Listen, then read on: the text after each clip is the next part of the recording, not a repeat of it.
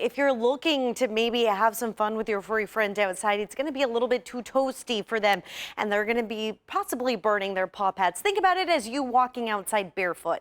If you feel your feet burning, it definitely is going to burn the paw pads on your furry friends. And that's exactly what we're expecting to consistently see through the remainder of the day. It's not until late tonight into tomorrow morning where we could possibly see some relief, and a big emphasis on that possibly, because it's not going to really work its way on in until we head into the tail end of the weekend, start of the following week as well.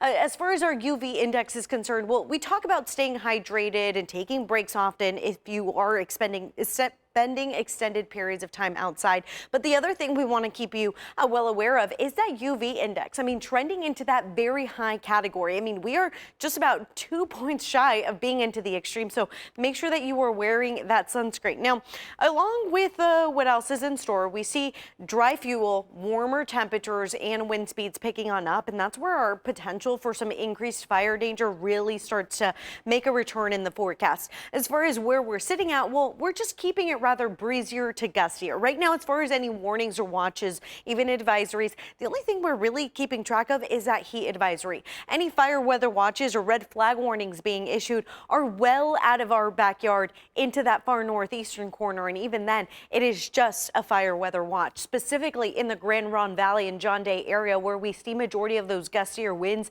drier fuel really picking on up. That's not to say the potential for fires isn't completely there, especially when we consistently see the push for more of that warmer air to settle on in.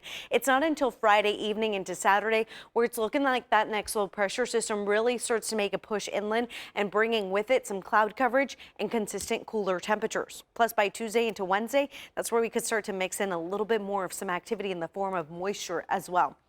So those upper 90s going to be sending their way on in through the remainder of the day. A weather alert day actually in effect for the Willamette Valley, and then tapering down those temperatures just a little bit more into the low 90s both Thursday and Friday. By Saturday and Sunday, the 80s managing to make their return, and hey, we keep it in those 80s well past the weekend into the start of the following week. Again, by Tuesday is where we see the possibility of some cloud coverage to slowly work its way on in. For the coastline, we've been consistently in the 60s throughout the last couple of weeks. While the valleys have seen that warm up, the coastal areas not so much. And in fact, this is where we see the big push for that warmer air, so much so that some portions of our coastline could trend into 70s territory. And hey, if you're out over into Douglas County, those triple digits could most certainly sneak their way into the forecast for today across the Douglas County area, even into the Rogue Valley, where we really are working on seeing the potential for those triple digits before tapering it down and consistently seeing that slight cooling trend reeling back into average daytime highs of the mid to upper 80s through the start of next week.